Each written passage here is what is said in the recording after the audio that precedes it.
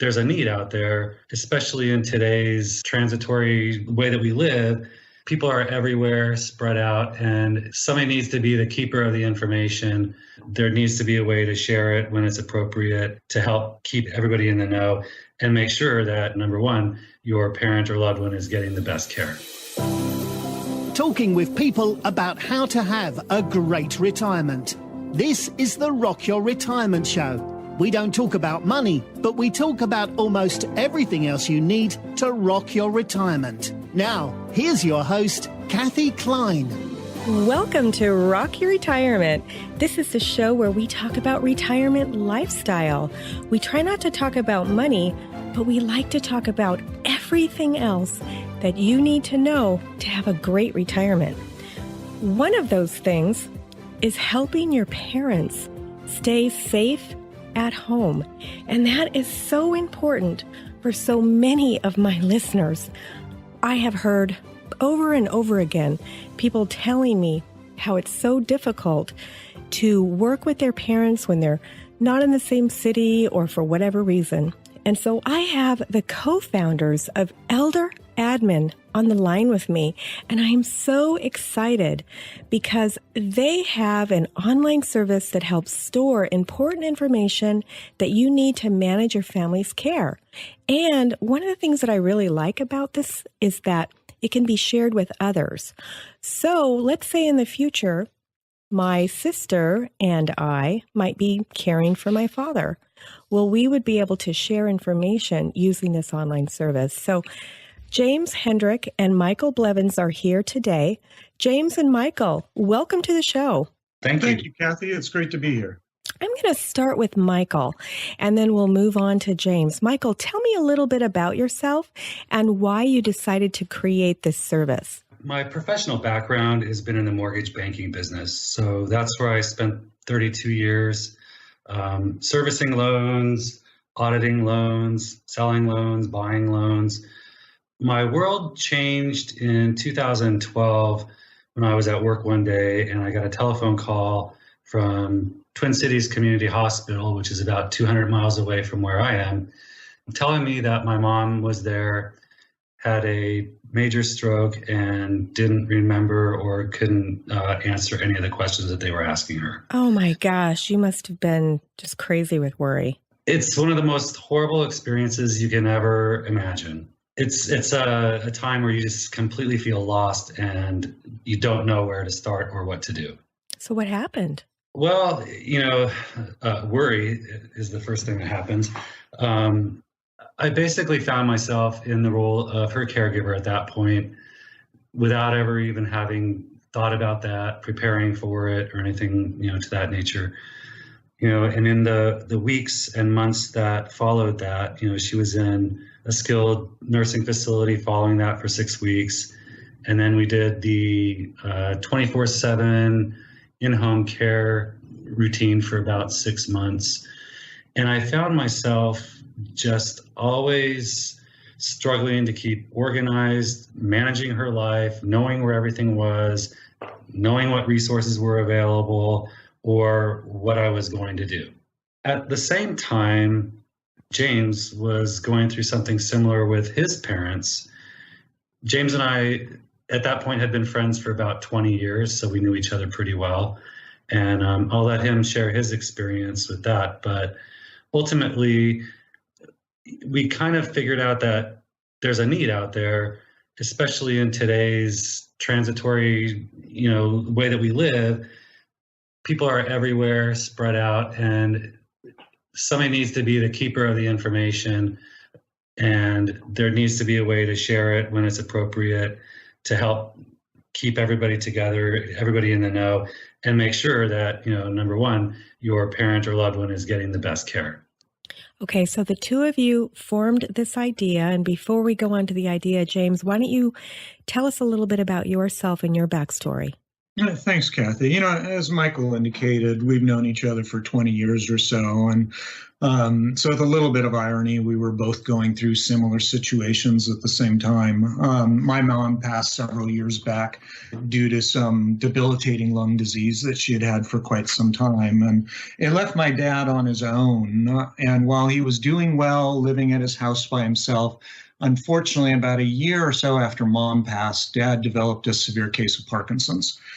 Sudden onset, came on very dramatically over a period of 12 months, really debilitated him physically to the point where he was no longer able to take care of himself. We're West Coast based. Dad was living on the East Coast. Fortunately, we had a sister that was 5 miles down the road. So she was instrumental in providing some of that hands-on support, being able to take him to doctor appointments, to the store, to the pharmacy, things of that nature. But then we also have another sister that's in the Albuquerque area. And we just found as Dad's health continued to decline, it really became difficult keeping on top of all of the things involved. So not just the stuff going on directly with Dad, such as doctor appointments and medications and procedures that he was having to have, but taking care of maintaining his household, his bills, all of those day-to-day things that you don't necessarily think about until you're in that situation where you suddenly need to handle them and address them.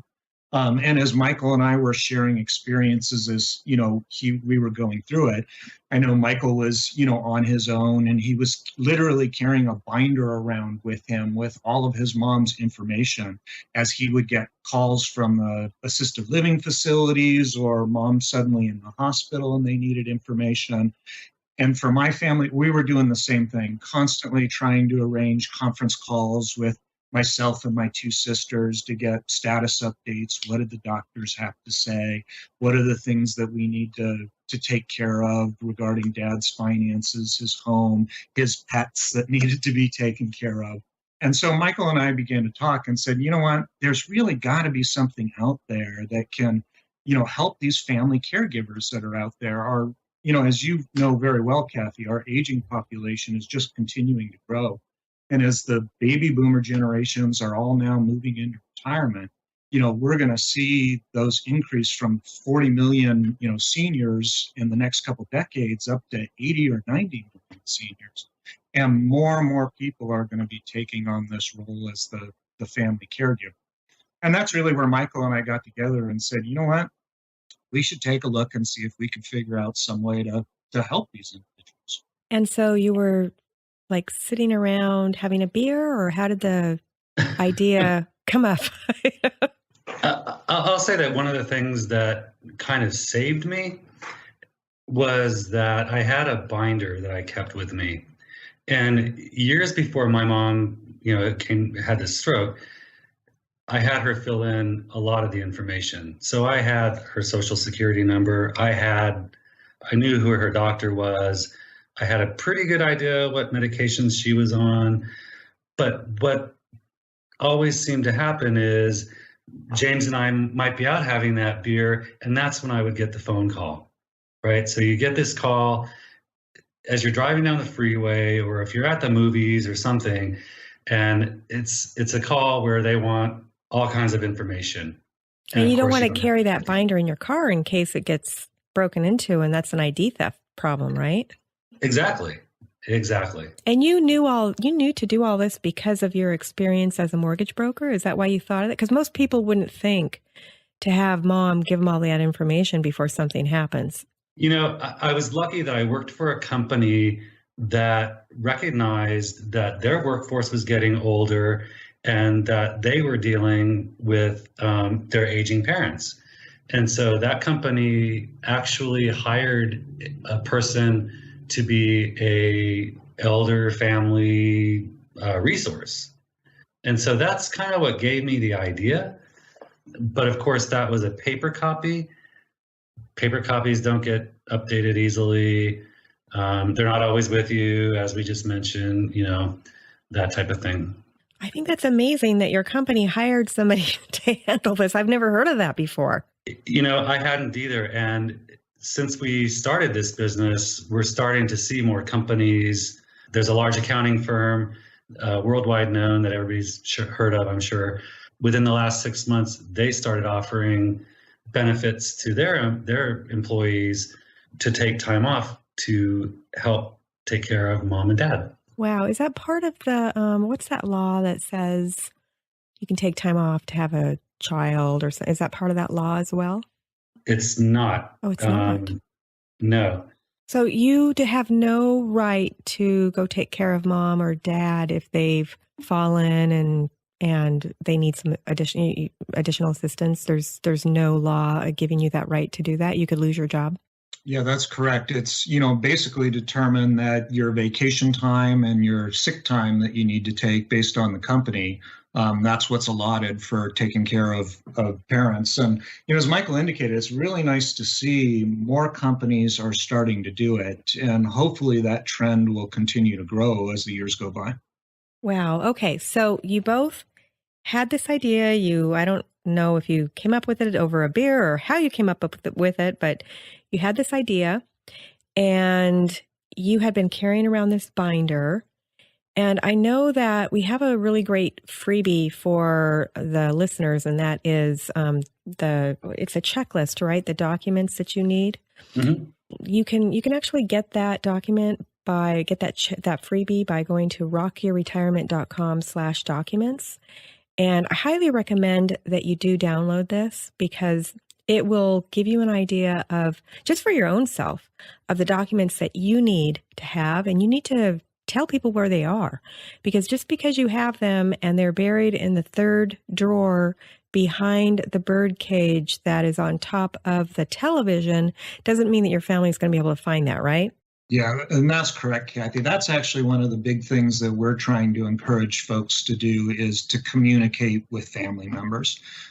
Too often we've heard the tales as we've interacted with folks about something happened to mom or dad and there was a advanced healthcare directive in place or a DNR in place, but unfortunately nobody knew where that information was. Nobody had direct and ready access to that when it was needed.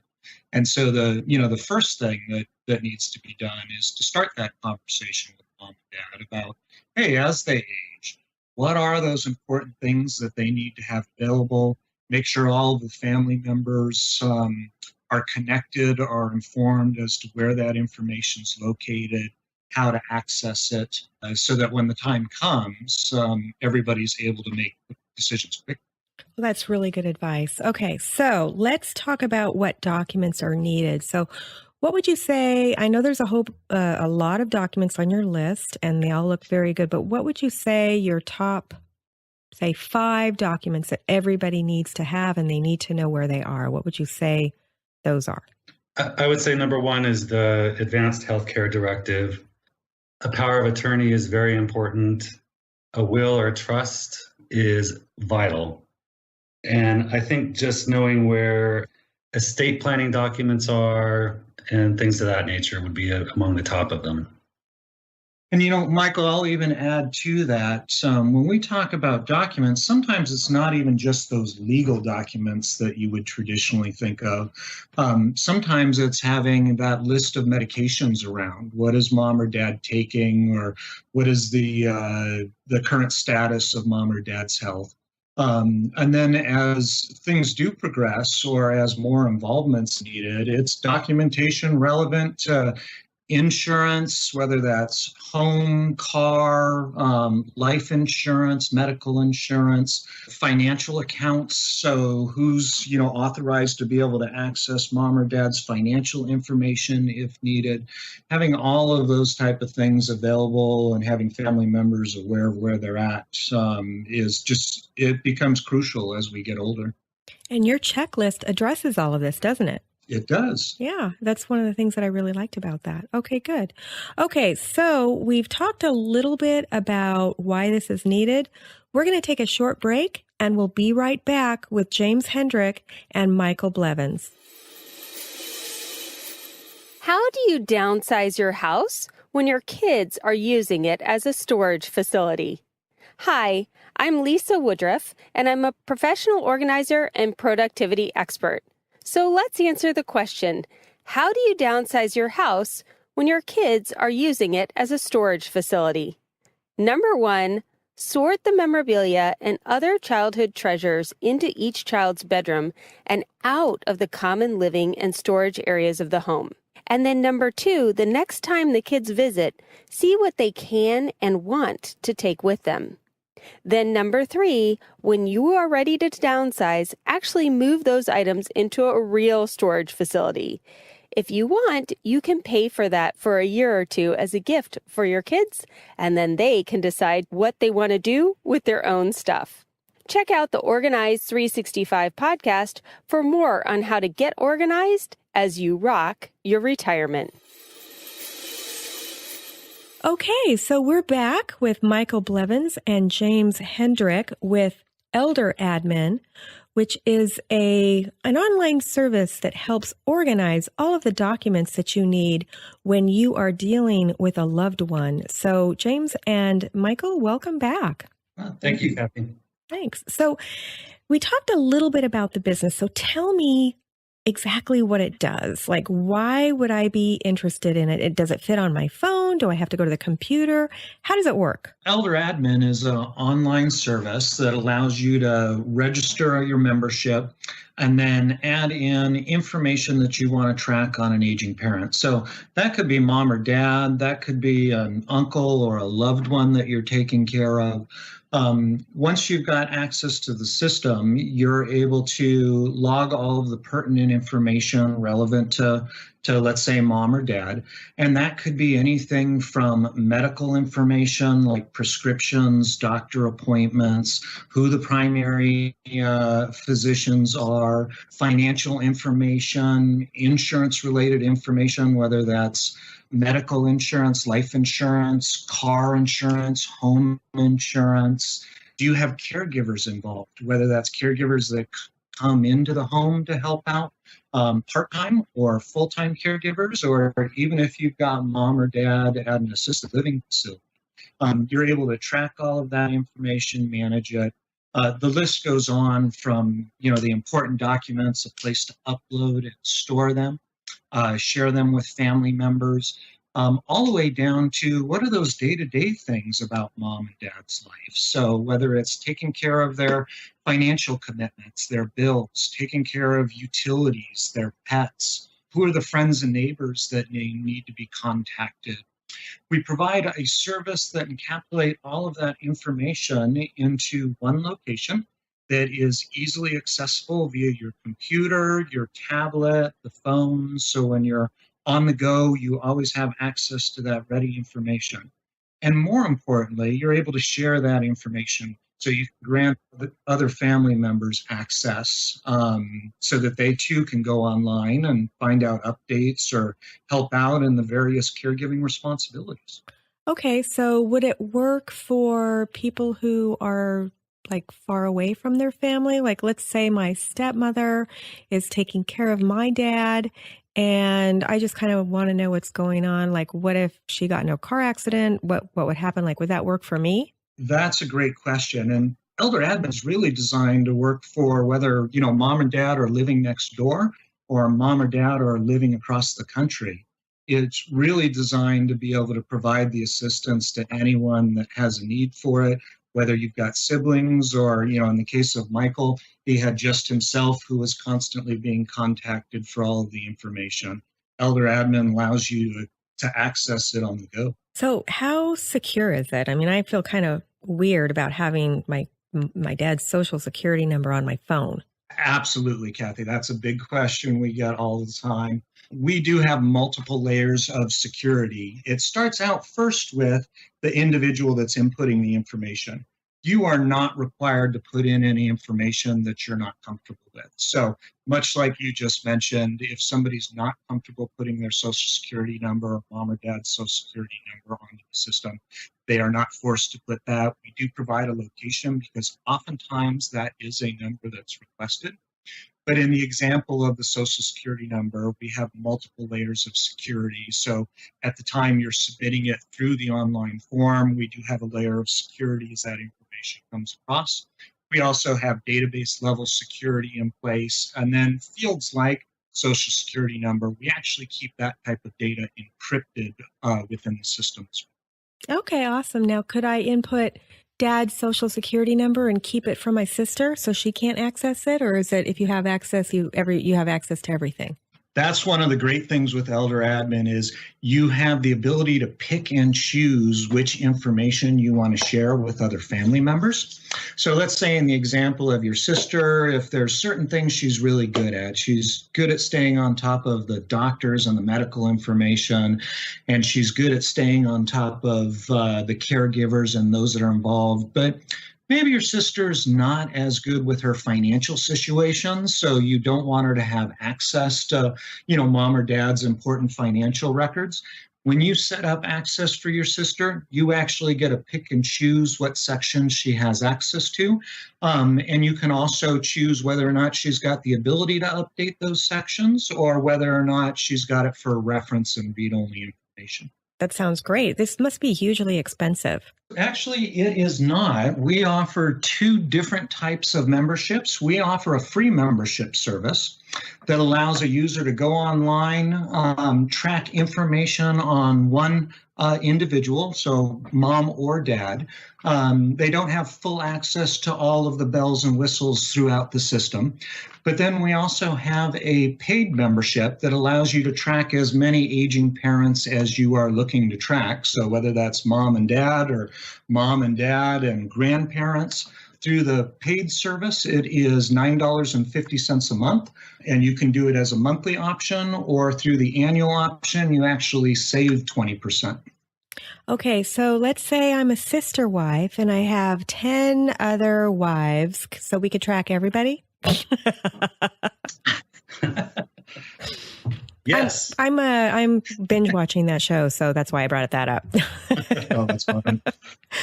So technically I could have all my sister wives and my all their parents and their grandparents, so we could have like 50 people on your program. I'm sure that you're probably going to limit it at some point, right? Yeah, that could be the potential. So far, we haven't seen that scenario yet, but hey, you never know. We'll write in to the sister wives and see if they want to use your app. Or not app. I guess it's not an app. Not technically an app. I keep calling it that. It's an online service, right? That is correct. Okay, so it sounds affordable, $9.50. That doesn't sound like that much money. I mean, how long has this been out? We officially launched it in the first quarter of last year. So about a year? About a year. Okay. Prior to it being launched, James and I basically spent a couple of years doing a lot of research, the building of the website, and things of that nature. So it took us a while to get it rolled out, but we wanted to make sure that we did it right when we did it. So. Well, it sounds like you did. It sounds really interesting. I'm looking forward to playing around with the system. I mean, I can see several uses for this. Like I said, I come across this all the time where I'm dealing with in my business, in my real life business, where people are dealing with their parents from another part of the country, and there might be 2 or more siblings involved, and it just gets a little bit crazy. So I can certainly understand the need for this and why you did it. So I applaud you, gentlemen, for putting this together. Yeah, thank you much, Kathy. You're welcome. Okay, so we have a couple of other things that I wanted to ask. So as you know, this is a show about retirement and pre-retirement. And so we've already given some great information about how we can rock our retirement by keeping our parents safe at home. And you are giving away that document, the checklist, so people can figure out if they have their documents handy. What would you do if you were sitting across the room from somebody who is about to retire? What would you tell them that they need to think about before retirement? My number one thing is I always say, be prepared. And, it might sound funny. I'm in my early 50s and I'm already starting to think about it now that I've been in this, space for a while. But you really need to know going into retirement how it's going to affect you financially, I think, is one of the biggest ways. There are a lot of nuances as to what happens if you take, Social Security at 65 versus waiting until you're 70. Mm-hmm. But I think the more important underlying thing there is to be prepared financially, because a lot of people think once I retire, I'm not going to have the expenses that I used to have, and I'm going to be able to live this carefree lifestyle and whatnot. And I think that that's probably not accurate. I think that most people find in the first 5 years of their retirement, they're spending just as much, if not more, than they did 5 years prior to retiring. So you need to keep that in mind. I think seeking the advice from a good financial planner, an estate planner, maybe a tax person, and figure out how everything is going to work going in the future, because it is going to change. We're living longer these days. Health insurance, I don't need to tell you, what a issue that is, but it's going to only get more expensive as time goes by. And so people need to be prepared for that. So first, the main thing is to be prepared financially. And then you said the other thing is? I would say being prepared physically, doing now what you can to eat healthy, get exercise, keep your mind active, keep your body active, because that in the long run is going to pay off huge. Okay, so we heard Michael's advice. What about you, James? In addition to what Michael said, I really encourage communication. So communication amongst the family members, making sure that wishes and desires are expressed, are talked about amongst family members so that there's no confusion, and that people are open to knowing and understanding, hey, what are mom and dad's goals for the long term for their retirement? What are the things that they want to do? And, when it comes to a life-altering event occurring, what are the wishes that, mom and dad has? And are those documented and everybody's in sync before it actually comes to the point where everybody's suddenly in the hospital having to try and make those decisions without any input from mom or dad? Great advice. Okay, so we're coming up to the end of the interview, and you guys have been great guests. Is there something else that you want to convey to the listener, something that you are dying to tell them and I didn't ask you that question? Yeah, this is James again. I definitely recommend that people get out there and start educating themselves early. We have a number of social media channels out there where we are constantly providing different information, sharing resources and articles on everything from health and wellness to finances to family support, things of that nature. We really encourage folks to go out and take a look. Also on the ElderAdmin site, we have a whole free resources section. So other checklists that you're able to download that help you prepare for whether it's mom and dad's retirement or your own personal retirement, as well as links to all of those important things that you should be familiar with, such as Medicare.gov. Awesome. Okay, great. Thanks, James. Michael, do you have any parting words? Yeah, I would concur with what James said, but I think one other important thing is you have to have kind of the conversation with your parents. Now is the time to do it before there's dementia involved or anything else. And like James had mentioned earlier, kind of knowing what your parents' goals or wishes are is extremely important. The beauty of ElderAdmin is we give you a place to store all that information. You can even put comments in there so that you'll remember things. And awesome. That is great. Well, thank you both so much. Before we go, I'd like you to tell our listeners where they can find out more information about your online service. Sure. You can find us at www.elderadmin.com. Great. So that is perfect. And if you want that freebie, the checklist that shows you all the documents that you should have stored, you can go to rockyourretirement.com/documents. And for my listeners, I'm so glad that you were here today. This is so important, and we'll see you next time on Rock Your Retirement. Thanks for listening to the Rock Your Retirement Show. If you are rocking your retirement or know someone who would make a great guest on our show, please send us an email at podcast@rockyourretirement.com.